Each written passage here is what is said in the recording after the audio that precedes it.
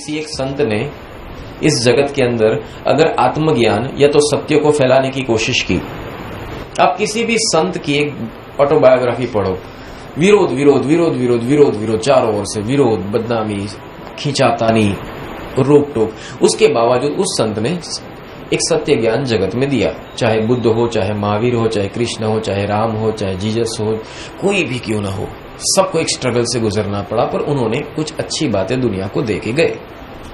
That's why they are the messengers। पर हुआ क्या, लोगों ने उस मैसेज को बहुत अच्छी तरह से किताबों में रख दिया, अपनी सिक्योरिटी के लिए धर्म भी अपना लिया। देखो दुनिया क्या करती है, उस किताबों को ले आते हैं, उस मूर्तियों को ले आते हैं, अपने घर में अच्छी तरह से सजा देते हैं, उस ग्रंथों को भी, आध्यात्मिक ग्रंथों को भी अपने पास ले आते हैं, उसको भी अच्छी तरह से बहुत शान और शौकत के साथ सजा कर रखते हैं, पर वर्तन में कोई नहीं आएगा। एक बंदे के घर में गया था, उसने अपने घर में एक स्पेशल रूम बनाया है, उसके यहाँ बहुत अच्छी, बहुत आलीशान सिंहासन बनाया, उसके ऊपर ग्रंथ साहब रखे हुए हैं, और वहां पास में एक सुंदर दिया जलता है, इतना अंदर सुंदर डेकोरेशन किया है। अब वहां जाओ तो आपको अच्छा लगे, पर उसके वर्तन में देखो तो जीरो। अगर ग्रंथ साहब जिंदगी में खोलकर पढ़ा भी नहीं और 3-4 बानी अगर खोली है तो उसको लगता है जैसे मैंने उपकार किया भगवान के ऊपर। कुरान कितने लोग पढ़ते हैं, और पढ़ते तो कितना अमल करते हैं। बाइबल हर कोई पढ़ता है, वर्तन में कहां है। पढ़ते हैं तो भी मस्ती मजाक होता है। ब्राह्मणों को भी देखो, जब स्तोत्र का उच्चारण करते हैं अंदर अंदर मस्ती मजाक चलता है। समझ कहां है, हर कोई पढ़ता है बिना समझ, उसको मालूम ही नहीं मैं क्या पढ़ रहा हूं।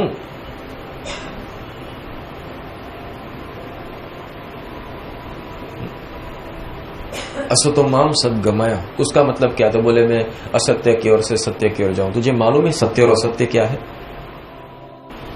तुम इस जगत में आए तो सत्य का झंडा गाड़ के घूमते हो, मैं सत्य बोलूंगा, सत्य के अलावा कुछ भी नहीं बोलूंगा, पर सत्य आखिर सत्य नहीं है। सत्य की परिभाषाएं बहुत अलग है, और जितने जितने फेस बदलेंगे उतनी सत्य की परिभाषाएं बदलती जाएगी। तो तू कौन से सत्य की बात कर रहा है?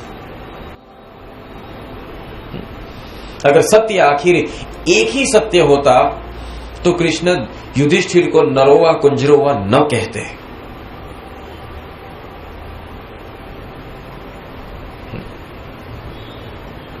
हर एक अवस्था के ऊपर निर्भर है, और किताबों की बातों को तुम फॉलो बहुत दृढ़ता से कर सकते हो। बहुत समझने की बात बताता हूं। एक व्यक्ति जब कुछ बातें कहता है तो आपको वो समझ में कम आती है, आपका मन शंका कुशंका करेगा, पर वही बात किसी जड़ वस्तु के ऊपर अंकित की जाएगी और आपका मन पड़ेगा तो आपको अच्छी लगेगी। जैसे कि इसको किताबों में डाल दी जाए, किताबों को अच्छी तरह से बना दी जाए, उसका लेखक का नाम वगैरह बदल दिया जाए और उसको किसी और व्यक्ति के द्वारा बताया जाए, आप मानोगे हाँ ये सत्य है। किसने ये किताब लिखी? बोले आर्द्र दृष्टि मुनि थे। अच्छा, उन्होंने लिखी, लाओ लेके आओ। उसको मालूम नहीं आर्द्र दृष्टि कौन थे, नाम रख दिया, अच्छा लगा। तो कहने की परिभाषा यहां पर आती है कि ये सब चीजें, मतलब मन को, पहली चीज है मन को कौन प्रिय है जानते हो? अज्ञात। मन उसी से ज्ञान लेना चाहेगा जिसको वो जानता नहीं है, तो वो अच्छा लगेगा, क्योंकि मन नहीं चाहता कि उसको कोई जाने। इसलिए जो आपको नहीं जानता हो या तो आप किसी को नहीं जानते हो, वहां से आप ज्ञान लेना बहुत अच्छा पसंद करोगे। दूसरी बात है मन, जहां से ज्ञान मिलता है, बहुत समझने की बात है, जहां से ज्ञान मिलता है उसके अलावा पूरी दुनिया उसका फेवर आप करोगे, पर जहां से ज्ञान मिलता है वहां का फेवर आप कभी नहीं करोगे। ये मन का कारण है।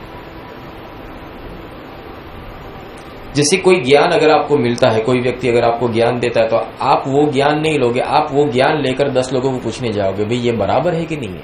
मेरा प्रश्न है कि जो 10 लोगों को आप पूछने जाते हो, क्या वो बराबर है कि नहीं?